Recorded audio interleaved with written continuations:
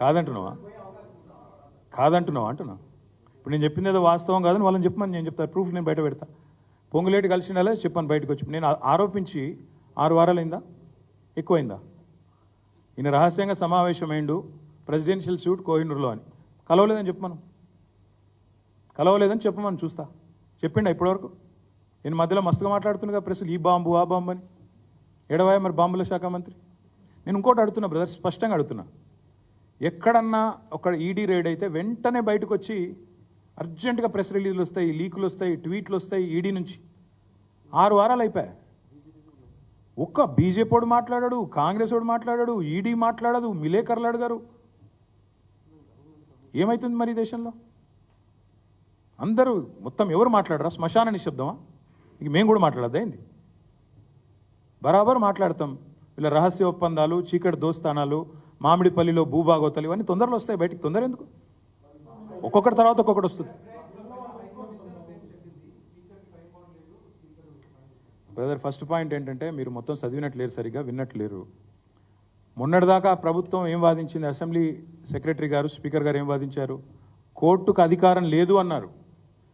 స్పీకర్ని ఆదేశించే అధికారం కోర్టుకు లేదన్నారు. వాళ్ళ కోర్టు ఏం చెప్పింది? ఖచ్చితంగా స్పీకర్ గారు నిర్ణయం తీసుకోవాలా అని చెప్పింది. రీజనబుల్ పీరియడ్లో తీసుకోమని చెప్పింది. Reasonable period is also defined. మీరు దయచేసి కొద్ది స్టడీ చేయండి, అధ్యయనం చేయండి. Reasonable period already supreme court covered judgment ఉంది, 3 నెలల లోపల తీసుకోవాలా అని. నిన్నటిదాకా ప్రభుత్వం చేసిన వాదన, స్పీకర్ చేసిన వాదన ఏంది? మీకు నన్ను శాసించే అధికారం లేదు అని చెప్పారు. ఇవాళ హైకోర్టు సీజే గారు బెంచ్ ఇచ్చింది తీర్పు. ఖచ్చితంగా మీరు నిర్ణయం తీసుకోవాలని ఇచ్చింది డిస్క్వాలిఫికేషన్ పిటిషన్ మీద. రెండవది రీజనబుల్ పీరియడ్లో తీసుకోమన్నారు. రీజనబుల్ పీరియడ్ అంటే సుప్రీంకోర్టులో కవర్డ్ జడ్జిమెంట్ ఉంది. మణిపూరా మేఘాలయనా? మణిపూర్ మేఘాచంద్ర ఆయన పేరు ఉంది కదా, ఆయన మేఘం కేశాచంద్ర. ఆ కేసులో 3 నెలల లోపల ఖచ్చితంగా స్పీకర్ గారు నిర్ణయం తీసుకోవాలని కవర్డ్ జడ్జిమెంట్ ఉంది. కాబట్టి ఒకవేళ స్పీకర్ గారు నేను నిర్ణయం తీసుకోకుండా కాలయాపన చేస్తాను ఇంకా కూడా అనుకుంటే తప్పకుండా మళ్ళీ కోర్టుకు పోతాం. కాబట్టి ఒకవేళ స్పీకర్ గారు నేను నిర్ణయం తీసుకోకుండా కాలయాపన చేస్తాను ఇంకా కూడా అనుకుంటే తప్పకుండా మళ్ళీ కోర్టుకు పోతాం. ఆయన ఏదో పిచ్చివాగుడు వాగుతుంటాడు. ముందు నా ప్రశ్నలకు సమాధానం చెప్పమని. ఆయన వాగుడుకు ఇప్పుడు ఏనుగులు పోతుంటే చాలామంది మరుగుతుంటారు, మేము పట్టించుకోం. మేము ఖచ్చితంగా స్పష్టంగా సబ్జెక్ట్ మీద మాట్లాడుతున్నాం. ఆయనకు చేత అయితే సబ్జెక్ట్ మీద మాట్లాడమను, అదాని మీద మాట్లాడమను. నేను లేవనెత్తిన ప్రశ్నలకు సమాధానం చెప్పమను. ఆయన వాగిన ప్రతిసారి పిచ్చివాగుడు మీరు లైవ్లో చూపెట్టుడు.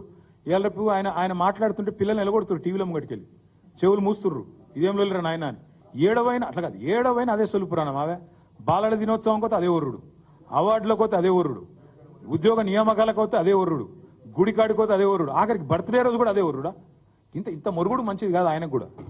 Thank you.